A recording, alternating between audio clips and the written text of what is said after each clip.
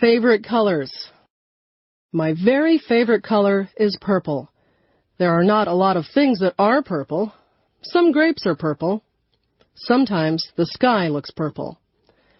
My second favorite color is blue. Some things are blue. The sky is blue, and water is blue. Many people have blue eyes. Green is a very common color in nature. Trees are green in the summer. Some trees are green all year long. Grass is green. Sometimes water looks green. Many people have green eyes. Many vegetables are green. Broccoli, cabbage, beans, lettuce, peas, and cucumbers are all green. Green vegetables are very good for you. Yellow is a bright color. The sun looks yellow. Bananas are yellow. Some people have yellow hair. Daffodils and dandelions are yellow. White is a common color, especially in the winter. Snow is white. Clouds are white. Polar bears, some dogs, and some cats are white. There are white flowers that grow. Some flowers are red. Roses can be red. Blood is red.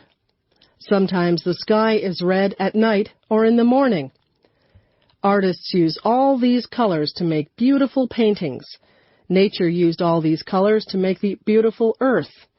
We are fortunate to be surrounded by beauty. We should do our part to make sure that nature stays beautiful and clean.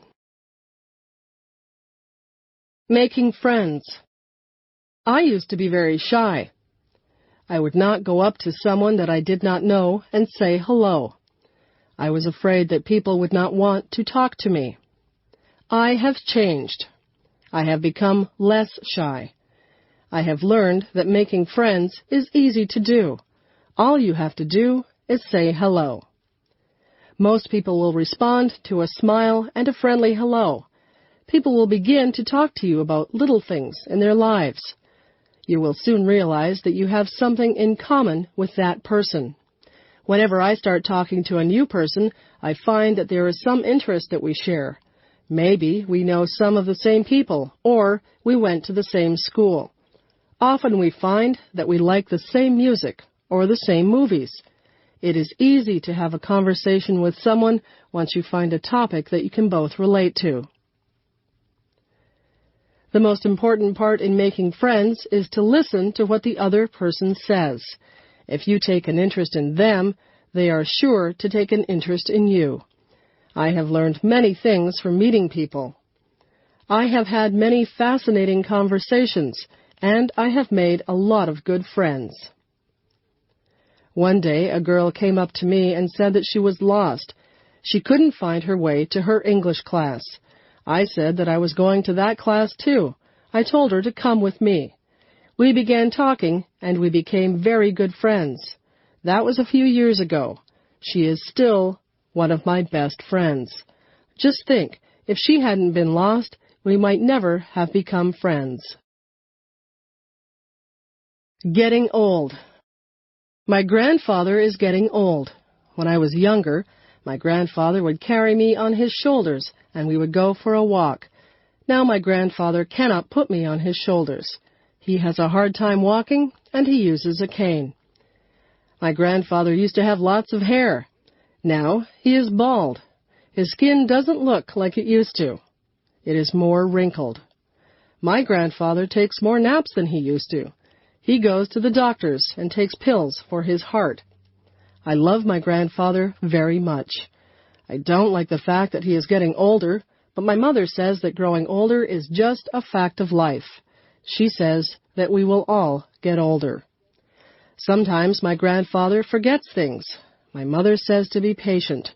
I am patient. I try to help my grandfather as much as I can. I sometimes go for walks with him. I help him to walk when he has trouble. I cheer him up if I think he might be sad. I get things for him, and I even read to him at night. He used to read to me when I was little. Now his eyesight is bad, and he can't see very well. My grandfather tells me stories about when he was a boy. The world was a very different place then, he tells me. His stories are interesting. Sometimes I wish we could trade places for a day so that I would know what it felt like to be old. My grandfather doesn't complain. He jokes about his old bones. I spend a lot of time with my grandfather. I hope that he is around for a long time. Time. Time is something you should never waste. Once an hour is gone, it is gone forever. You should make the most of every minute. Time is a funny thing. Some days go by so slowly. Those are the days that you do things that aren't fun. When you are having fun, time just flies by. Time is made up of different units. Seconds turn into minutes. Minutes turn into hours. Hours turn into days. Days turn into weeks. Weeks turn into months. And months turn into years. We measure our lives by time. We are very concerned with time. Even little children are very conscious of time. Little children often want to appear older, so if you ask a 3-year-old how old he is, he will often say 3.5. Many of our sayings are based on time. Give me a minute. Hold on a second. I'm running out of time. Time's up. I just want an hour of your time.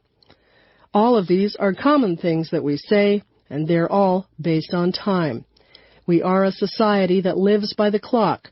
We almost all wear watches, and we glance at our watches a lot. Time is something that we can't see, but it is a big factor in our lives. How many times a day do you look at a watch or a clock? I bet you'd be surprised at just how many times you do. Memories. Somebody once asked me what the most valuable things that I owned were. I thought about that for a long time. Then I realized that most of the things that I had could be replaced. What I would not be able to replace were the photographs that I had of my friends and family. Photographs are memories that are captured on film. Some of the photographs are of people who are no longer with us. I would hate to lose them. Memories are precious. They are all we have sometimes to link us to days gone by. I remember the good times. I try to relive them in my mind sometimes. I remember the sad times. Some of the sad memories are painful, but they are all a part of my life, and I don't want to lose any of my memories. People come into our lives and people leave our lives, but most people leave a memory for us. I have lots of memories, and when I look at my photographs, the memories come flooding back into my brain. I remember what people were like when they were younger. I remember vacations that I took. I remember days that seemed ordinary at the time, but you never get to relive even the ordinary days. Memories are so precious. Cherish your memories and keep them in a place close to your heart. Places to live. I live in a house. My house is in a town. My uncle lives in an apartment building. His apartment building is in a busy city. My cousin lives in a dormitory in a school. He shares his room with a classmate.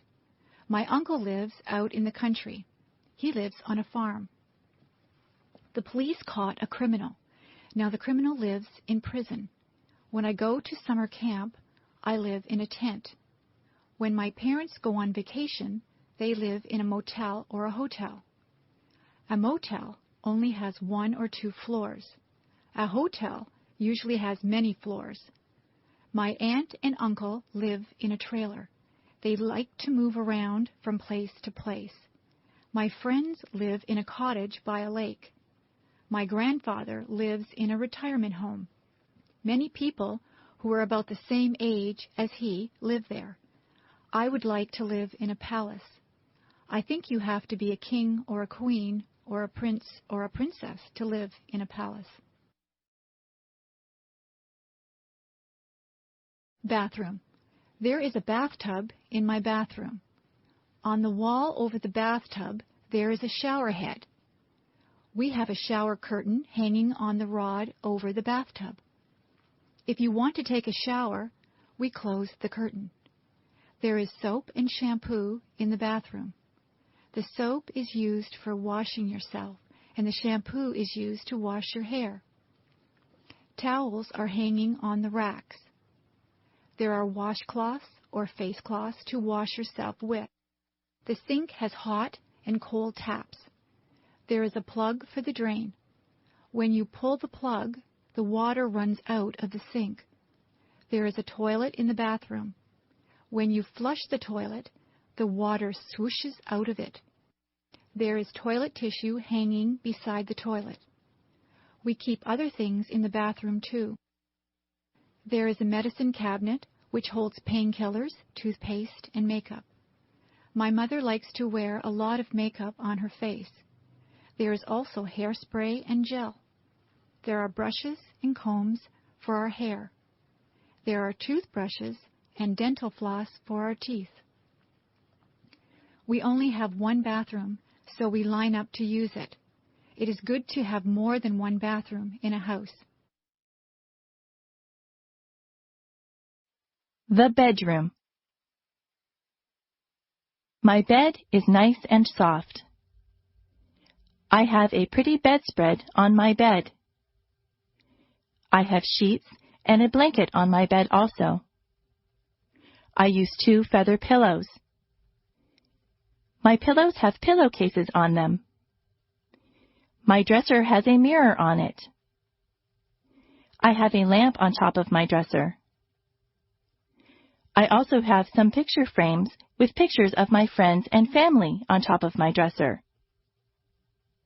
There is an alarm clock beside my bed so that I can wake up on time in the morning. I keep many clothes in my dresser drawers. The drawers are nice and deep. My closet is large. It is a walk-in closet. I have my clothes hanging in my closet. All of the clothes are hung on hangers. My shoes are all lined up on the floor of my closet.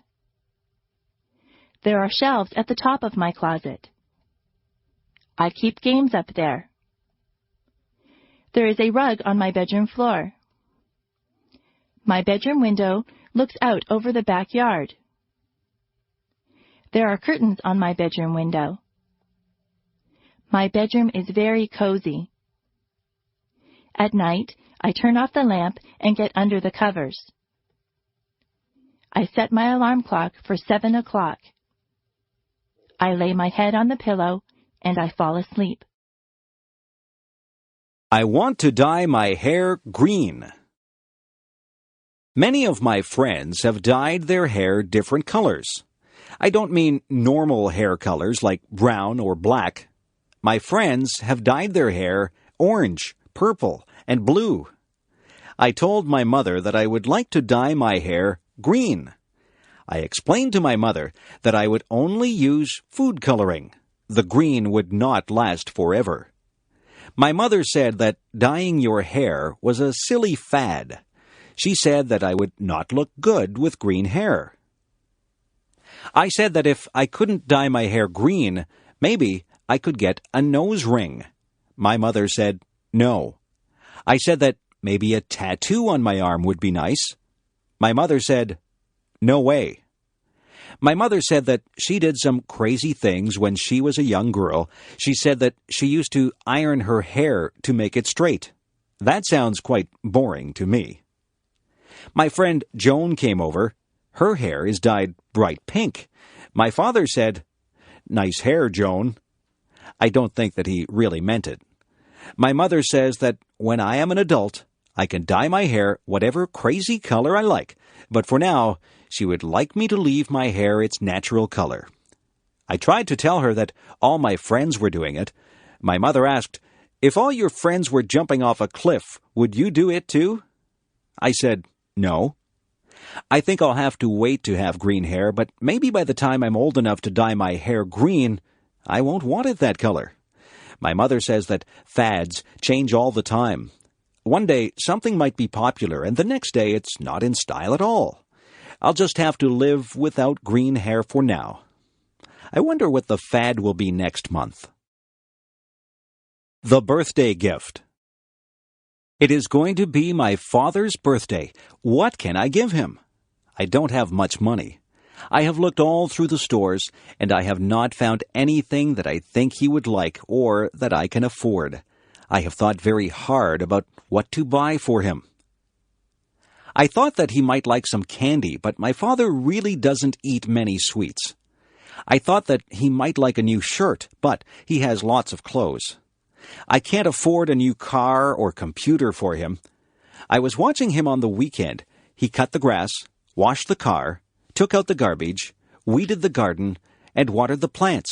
I got an idea. I went to my room and took out some paper. I cut out pieces of paper, and I wrote on them. I wrote on one piece of paper that I would wash the car every weekend for the summer. I wrote on another piece that I would take out the garbage every week for the summer. I also wrote that I would cut the grass, weed the garden, and water the plants every week for the summer. I made a birthday card for my dad, and I put the pieces of paper inside it. I went downstairs and gave my gift to my dad. My dad thought that the gift was very thoughtful. He said that it was a gift from the heart. I did all those things for my dad all summer. He said that he had a lot of free time because I helped him so much. My dad and I are good friends. I don't mind doing things for him because I know that he is always there to help me out. A good gift doesn't have to be something that costs a lot. My dad says that the best gifts are the ones that show how much you care for the other person. I'm glad my dad liked his gift. New Year's Day.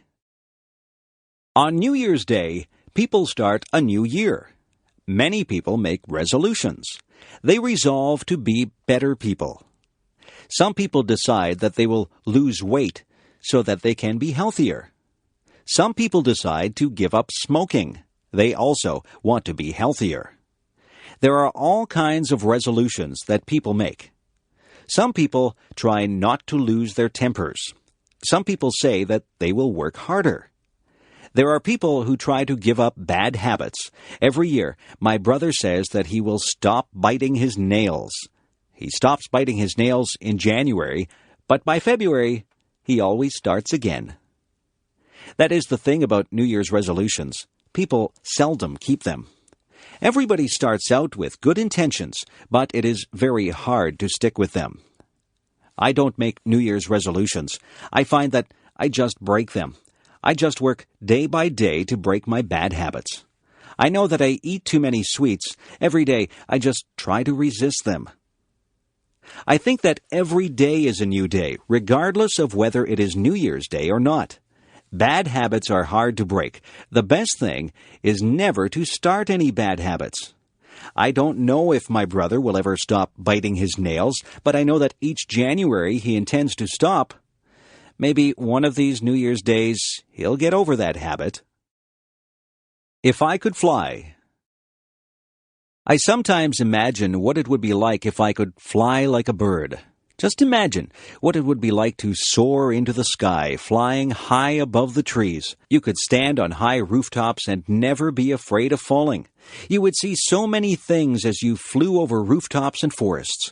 You would feel incredibly free as you traveled from place to place, not bothered by road signs or traffic jams.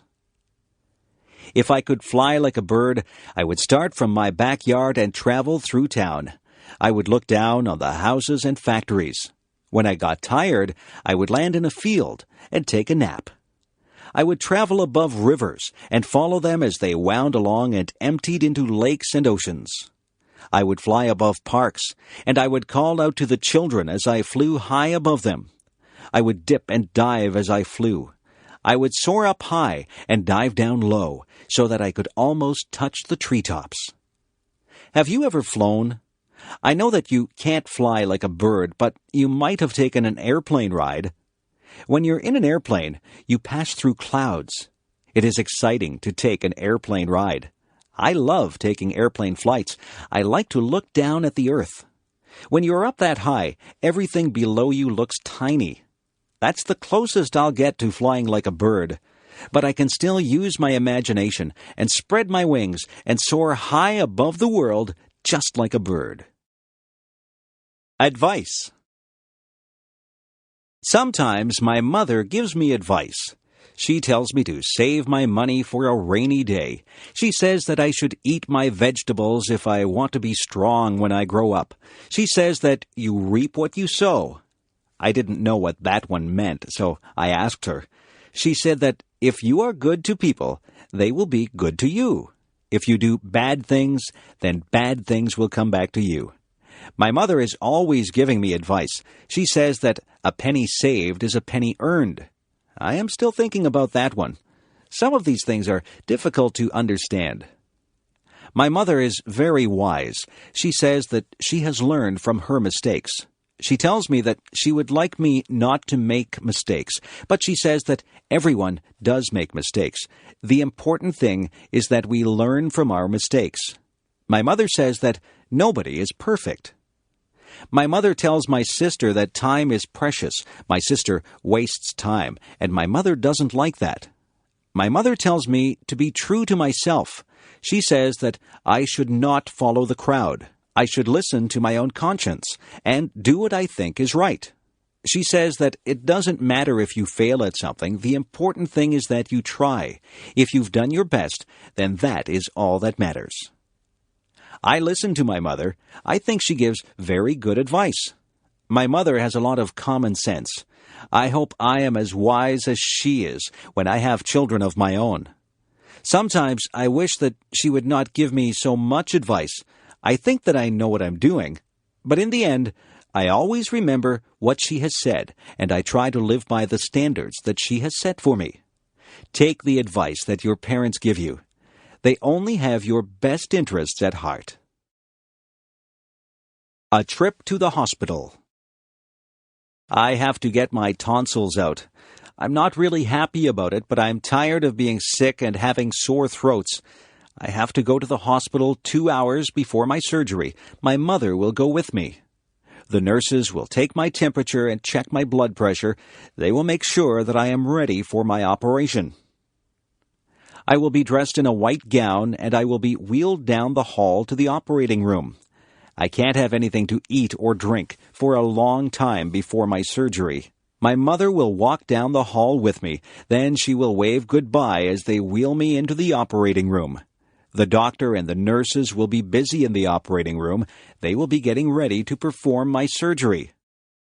The doctor will say hello to me and tell me that he is going to put me to sleep. He will put something into my arm. He will tell me to count backwards from 10. I think that I will only say 10, 9, and then I will be fast asleep. I won't be awake for the surgery.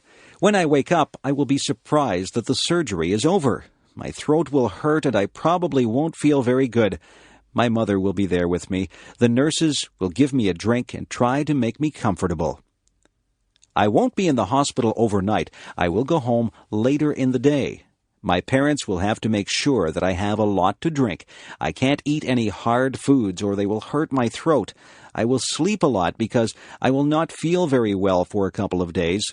It won't take long before I recover from my surgery. Sometimes we need surgery to make us feel better. Hospitals can be a bit frightening, but the doctors and nurses are very nice, and their job is to make you better. If I was tiny. Imagine what life would be like if you were 2 inches tall. You would have to be careful that nobody stepped on you. You would have to watch out for cats, dogs, and birds. It would be very dangerous, but just think of the things that you could do. You could live in a dollhouse or even a shoebox. You could use a bottle cap for a plate. You would have to wear doll's clothes. A stamp would make a lovely picture to hang on your wall. You could hide in a mouse hole or a drawer. You wouldn't need much food. You could probably live comfortably on the crumbs that people would leave on the table. A thimble would make a good cup. If you went outside, the grass would seem like a jungle. An insect would be huge and frightening. A puddle would seem to be an ocean. You could cross the puddle in a paper cup and use a spoon for an oar. A matchbox would make a good bed with a handkerchief as a bedspread. You'd brush your hair with a toothbrush, but you'd never find anything small enough to brush your teeth with. You could take a ride on the back of a mouse. You wouldn't find any books that were small enough to read, but you might read the back of a pill bottle. You could ride in a toy car and have a soup bowl for a swimming pool. A leaf could be your umbrella, and a mitten would make a great sleeping bag. If you used your imagination, you could think up something to use for almost all your purposes. Being small might be fun, but then again it would be frightening. I'd be afraid of my pet cat. I wouldn't want a book to fall on me. I would be afraid of being swept away by a big gust of wind. I think I'd rather be my size. If I were a giant. If I were a giant, I wouldn't be able to fit in my house. I'd have to live in a building that had a high ceiling, but I'd probably have a hard time getting through the door. I'd have to make my own clothes, but where would I get a giant needle and thread to sew with? I couldn't ride in a car or a plane. I suppose I would just have to take giant steps to get from place to place. I would have to be very careful not to step on anybody or anything. When I talked, people would cover their ears. My voice would sound very loud to them. I wouldn't find shoes to cover my feet. I wouldn't find a knife and fork to eat my dinner with. I might have to use a rake as a fork. My dinner would be huge. What would I cook my dinner in? I certainly wouldn't find an oven big enough to put my dinner in. If I sneezed, it would be like a hurricane. If I fell down, it would be like an earthquake. I wouldn't have any friends because everyone would be too tiny for me to talk to. I think that being a giant would be very lonely. I couldn't have just one apple. I would have to have a lot of apples to fill me up. I would have to drink gallons and gallons of water to quench my thirst. I could never relax under a tree. I would be taller than all the trees. I don't think that being a giant would be fun. I won't ever make a wish to be a giant. I would rather be my height. I'm very happy the way I am. My favorite bedtime story. Every night when I was little, my mother would read me a bedtime story. My favorite story was Tom's Midnight Garden. This was a story by Philippa Pierce. It was quite a long book, and it took quite a few nights for my mother to read the entire book to me. In Tom's Midnight Garden, Tom moves to the city to stay with his aunt and uncle. He is very bored at their apartment. They have no children, so Tom has nothing to do. One night, the clock strikes 13 times. Tom knows that this is impossible. A clock can only strike up to 12 times. He sneaks downstairs and goes outside. When he goes outside, there is a wonderful garden that wasn't there the day before. The next day, Tom goes outside and finds there is no garden. The garden only seems to appear at night. Every night, Tom slips out to this wonderful garden and meets some people in the garden. He meets a girl named Hattie. Hattie and Tom become very good friends in this garden. Some very strange things happen in this book. There are some coincidences that keep you guessing about what is really going on. The surprise ending is wonderful. I really enjoyed Tom's Midnight Garden, and I was very sad when my mother and I came to the end of the book. I felt that I had visited the magical garden with Tom. It is a book that I will remember all my life. Superstitions. I am not superstitious, are you? Yesterday was Friday the 13th.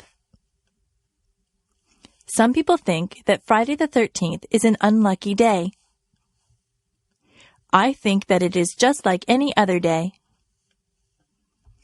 Some people believe that if a black cat crosses your path, you will have bad luck. I don't believe that either. My mother always gets upset if I open an umbrella in the house. She says that is bad luck. She is probably right about that one because an open umbrella would take up a lot of space and you might knock things over. If your left hand is itchy, you are supposed to get money. I have had an itchy left hand before, but I haven't received any money because of it. It is bad luck to walk under a ladder. That is probably true because you might knock somebody off the ladder or have a can of paint fall on top of you. If you are acting in a play, it is bad luck if someone says, "Good luck" to you. This is very confusing. You are supposed to tell an actor to break a leg. It doesn't mean that you want the actor to break his leg. It means good luck to the actor. Actors have a lot of superstitions that are very unusual. I am not superstitious. I don't believe in superstitions at all. It is just fun to learn about superstitions. Some of them are very old and have been passed down from generation to generation. I once did a project at school on superstitions. It was a very interesting topic, and I got a good mark for it. Learning to dance. I went to England with my mother. She used to be a singer in a band. We went to the hotel that she used to sing at. It was a big, fancy hotel. Some of the people that she knew when she sang in the band were still there. They remembered my mother, and they had a good time talking to her and remembering old times. Many people told me that I looked like my mother. In the hotel, they had a fancy hall where they had ballroom dancing. I am not used to that kind of dancing. I always danced to rock music. A man told me that he would teach me how to dance. It looked very easy. I held one of his hands and put my other hand on his shoulder. He told me exactly how to move my feet. I was very clumsy and I stepped on his toes. He was patient with me and he counted 1, 2, 3. I tried to waltz with him. I would start out pretty well, but then I would get mixed up and stand on his toes again. The man laughed about it. I told him that I wasn't a very good dancer, but he said that I was good for a beginner. I think he was just being polite. The man asked my mother to dance. My mother is a very good dancer. I didn't know that about her. She never stepped on the man's toes once. The man thanked us for dancing with him, and I thanked him for giving me dancing lessons. I don't think I'll ever be very good at that type of dancing. Each generation has a specific type of dancing. The way that I dance is different from the way that my mother dances. The way that I dance doesn't involve moving your feet too much. I'm not too good at fancy steps. Superheroes. When my brother was very young, he loved superheroes. He collected plastic figures of all the superheroes. I think he had every superhero figurine that there was. He used to tie a towel over his shoulders and run through the backyard. He pretended that he was rescuing people. One time he stood on the roof. He really thought that he could fly with his superhero cape on. He would have hurt himself if he had jumped. My dad saw him and told him to get down. My dad explained to my brother that superheroes are not real. Real people cannot fly from rooftops. My brother was disappointed. He thought that the superheroes really existed. My dad explained that most superheroes were created as comic book characters. Somebody used their imagination to make them up, and then an artist drew them. My brother was not impressed. He said that he wanted to meet the superheroes. My father told him that he might meet someone dressed up as a superhero, but it wouldn't really be a superhero in the costume. It is hard to explain to small children that the things that they see in comic books and on television aren't really real. My brother still pretends that he is a superhero. He doesn't jump from rooftops, but he runs around and makes noises like he is flying. I look at him and remember when I used to do things like that. I'm more mature than my brother. I know that superheroes aren't real, but I know that he is having fun and using his imagination. Divorce. Mary's parents just got a divorce. Mary is very upset. She thinks that her parents don't love her anymore. She thinks that they got a divorce because of her. She is wrong. Her parents love her just as much as they always did. They aren't getting divorced because of Mary. Sometimes marriages just don't work out. It isn't really anyone's fault. Marriage isn't easy. It is hard for two people to stay together for a lifetime. Sometimes people change as they get older and they move on. Some people have perfectly good marriages and they stay together for their entire lives. Divorce doesn't happen because the parents don't love the children anymore. A lot of children feel that it is their fault, but it isn't their fault at all. Children neither cause the divorce nor can they prevent it. It is up to the parents. Divorce isn't the end of the world. Children can still see both parents and stay with them. Life goes on. Sometimes children can get new stepmothers or stepfathers. That can be a good thing. You just have to be understanding and know that your parents still love you. Life doesn't always go the way that we planned it, but it has its twists and turns. Life is an adventure. If your parents get a divorce, just be understanding. Know that they love you and that this is a hard time for them. It is a hard time for you too, but these things have a way of working themselves out in the end. If my fish could talk. I have a goldfish. He swims around in his bowl all day. He looks bored. I look inside the bowl and watch him. His mouth always moves. He looks like he is talking. I imagine what my goldfish would say if he really could talk. I think he would say, "Hey, I'm bored in this little bowl. Why don't you get me a bigger tank with more fish in it?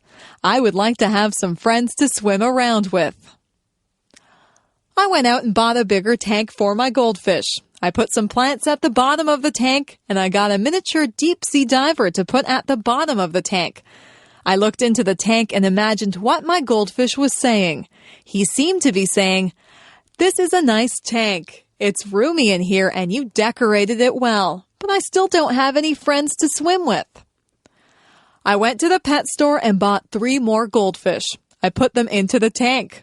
All of the goldfish seemed to look at each other. They swam near each other and seemed to be playing games. I knew which one was my goldfish because he has a black spot on his fin. I looked at him and imagined that he was talking again. He said, "This is great. I have a big new home and friends to swim with. These are nice goldfish that you brought home for me. Thank you." Goldfish can't really talk. I know that. I just like to pretend that my goldfish talks. He seems very happy now with his nice new home and his new friends. I don't think goldfish can smile either, but it looks like my goldfish has a smile on his face. Weather. Sometimes I watch the weathermen on television. It is fascinating to watch him point to different areas of the country on the map. He tells us where the weather will be nice and where it will be bad. The weatherman is not always right. Weather reporting is not an exact science. Nothing is very exact when it comes to the weather. The weather department does a lot of research, but they can never be sure of exactly what will happen. Sometimes it looks like it will be clear, but the wind changes direction and clouds move in. The weathermen can warn people if there is a chance of a hurricane or tornado. The weathermen can also warn people of floods. Sometimes entire towns have to be evacuated because of bad weather.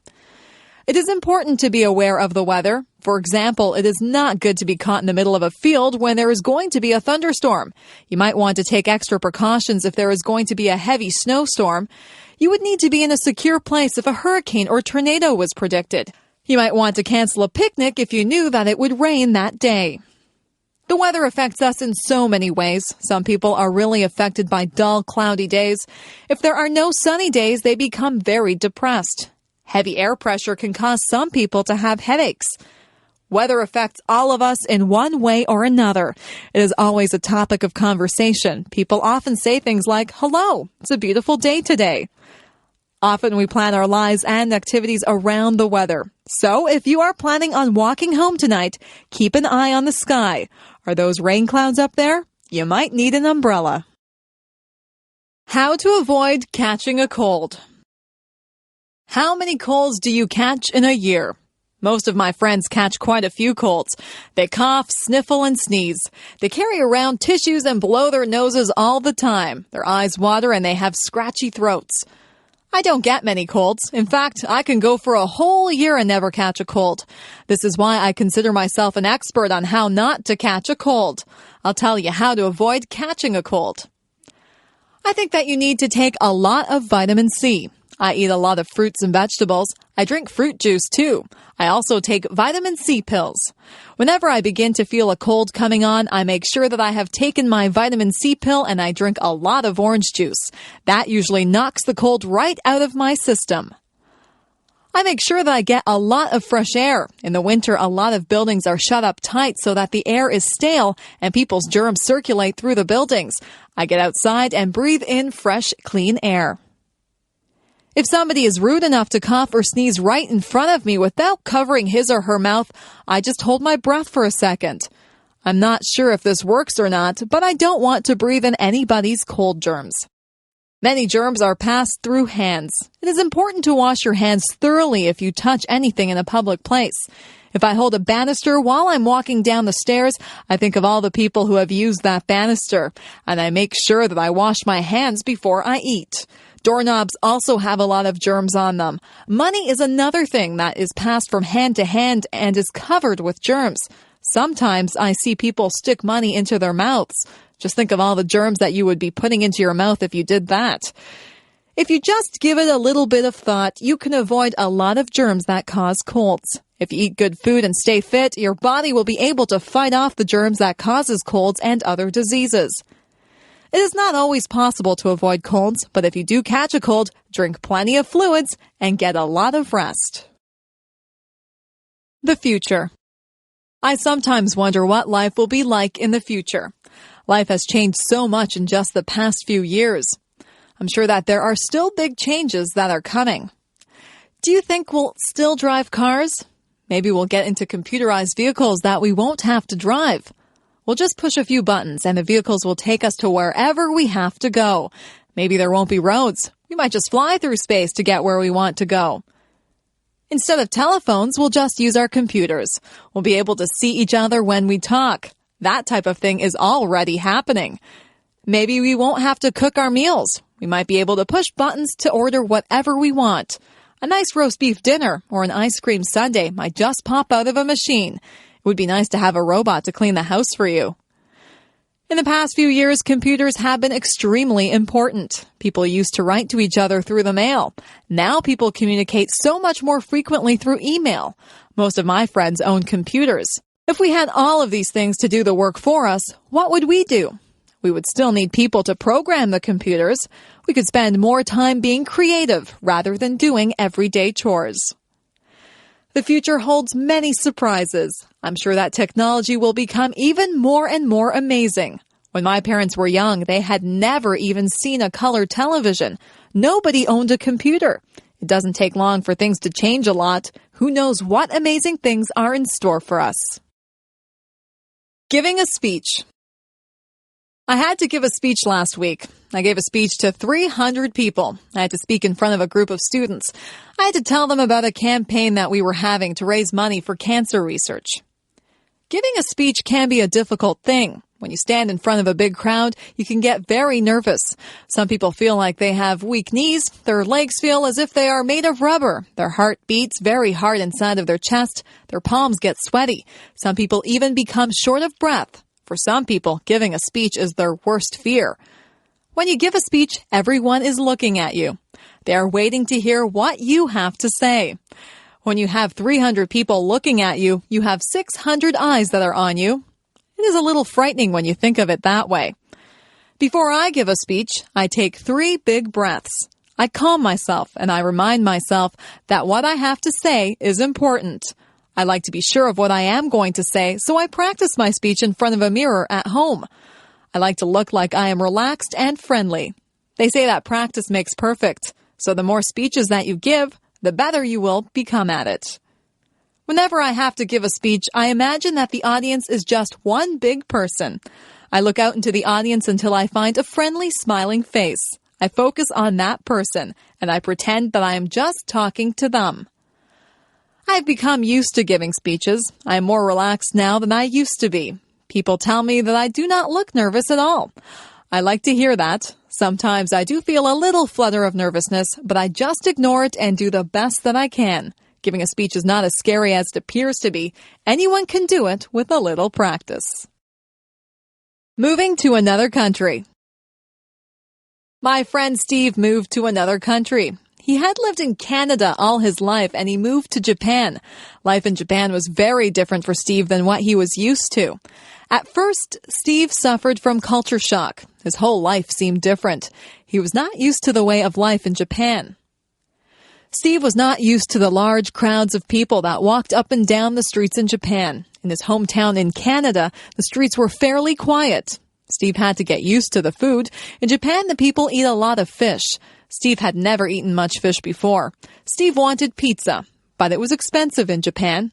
Steve said that he had to adjust his eating habits. The people in Japan have different customs than we do here in Canada. Steve didn't want to offend anyone, so he had to learn the customs. He had to learn about what Japanese people considered polite and rude. Sometimes in a foreign country, you can do something to insult someone without even realizing that you are being rude. At first, Steve had trouble with the language. He said that the only way to really learn the language is to talk to people. Steve talked to a lot of people. He made a lot of mistakes, but people were patient with him, and they tried to help him with his Japanese. It wasn't long before Steve felt more comfortable in his new surroundings. You have to be willing to learn new customs and a new language if you move to another country. Steve feels very comfortable in Japan and in Canada now. He is thinking about going to another country now. He thinks that he might like to try and live in Italy. I'm sure that he would get over his culture shock very fast if he moved there. Moving to a new country can be difficult, but if you are willing to learn, it can be a very rewarding experience. My doll. When I was an infant, I got a rag doll. It was a very plain little doll, and it wore a clown outfit and a clown's hat. I used to take that doll to bed with me every night. I couldn't go to bed without my doll. My mother used to pretend that the doll was talking to me. She would make the doll dance and sing songs. I would talk to the doll. My mother would answer for the doll, but I was a baby, and I thought that the doll was actually talking to me. That doll was my best friend. I took her everywhere. One time I took her to a store with me, and I left her on a shelf in the store. We were halfway home when I realized that I didn't have my doll with me. I was very upset. My mother and I rushed back to the store. My doll was still there. I was so relieved. I hugged my doll, and I promised myself that I would never leave her anywhere again. I couldn't imagine life without that doll. Through the years, the doll became less important in my life. I had other things to do, but the doll still sat on my bed during the day, and I still took it to bed at night. I gave that doll a lot of love when I was little.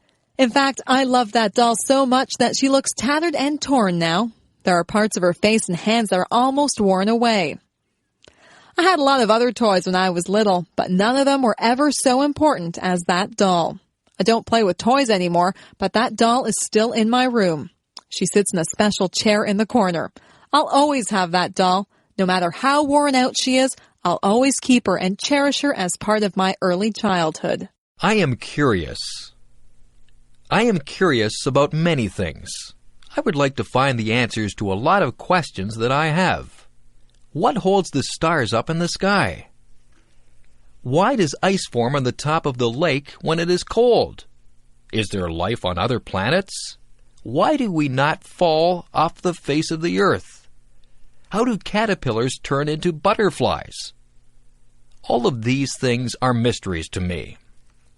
There are so many questions that are unanswered. I think I should go to the library and get a book to find out why people grow old.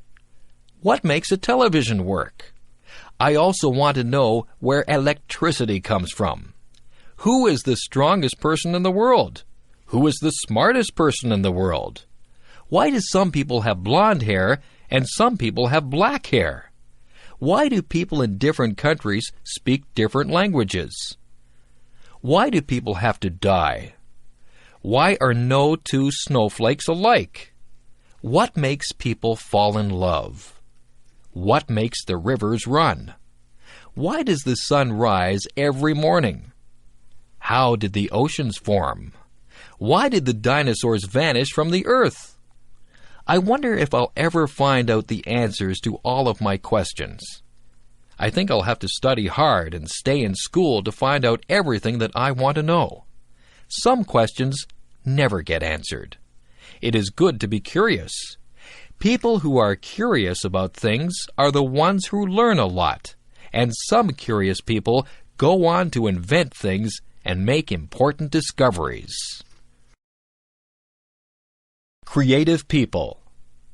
Some people are just born to create. That's what I think. Some people just have the need to write stories, compose beautiful music, or paint pictures.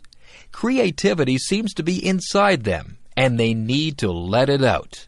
It's good that we have people like that. Composers like Mozart and Chopin have given us music that is incredibly beautiful. It's not just the classical composers who have given us great pieces of music. There are modern composers who have written great songs also. Elton John is an example of someone who has composed many wonderful songs.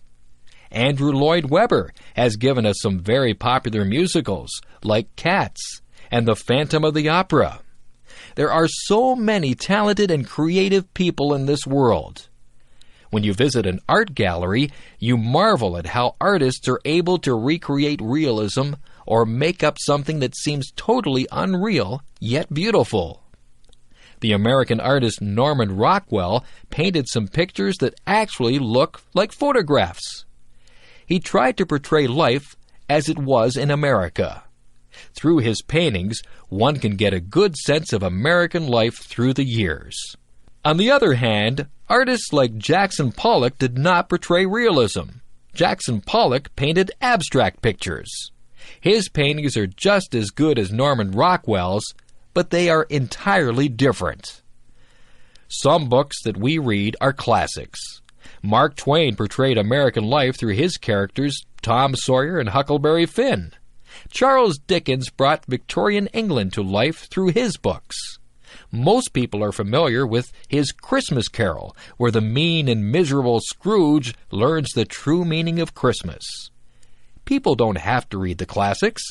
There are modern writers who entertain readers through their stories. Stephen King has written a number of horror stories. Some of his books have even been made into movies.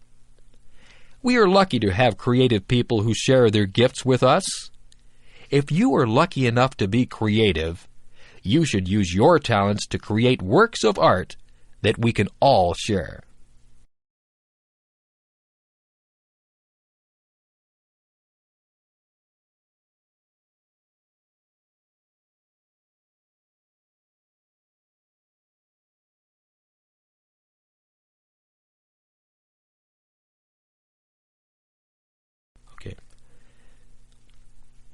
If you are lucky enough to be creative, you should use your talents to create works of art that we all can share. Career choices.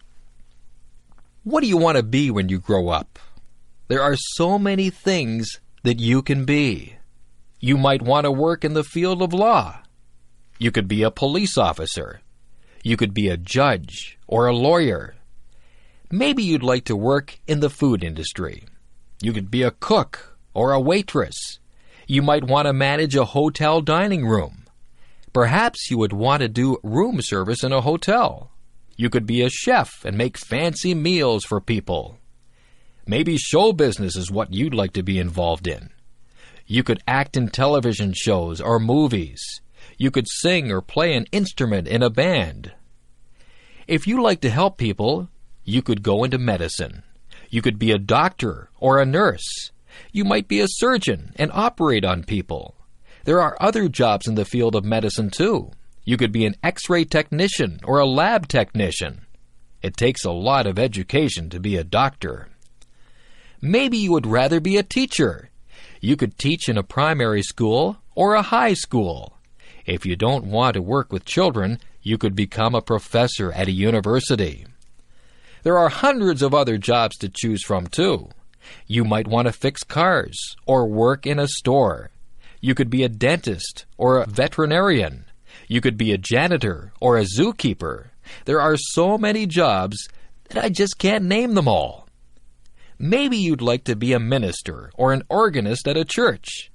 You could be a babysitter or a shop clerk. You might be interested in being an astronaut or a baker. You could work in a bank or at a shop. You could work on a construction crew and build roads and houses. Maybe you'd rather decorate the houses, so you could become an interior decorator. You could cut hair or be a driving instructor. The list is endless. There are even jobs that you may never have heard about. The choice is yours. You just choose whatever you want to be and do your best to become that. I could go on forever. You could work in a library. You could be a factory worker or a fisherman. You could make clothes or build bridges. You could wash windows or be a bricklayer.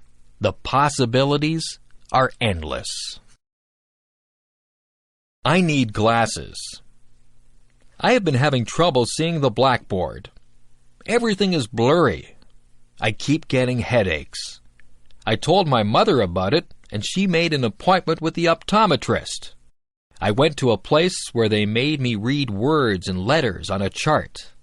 Some of the words were big, and some were very small. I tried to read everything, but sometimes I couldn't see some of the small letters. The optometrist would cover one of my eyes while I read the chart. Then she would cover my other eye. She even put some drops in my eyes. I asked the optometrist if I had passed or failed the test. She laughed and said it wasn't that kind of test that you passed or failed. She was just trying to find out if I needed glasses. I did need glasses. My mother and I looked around.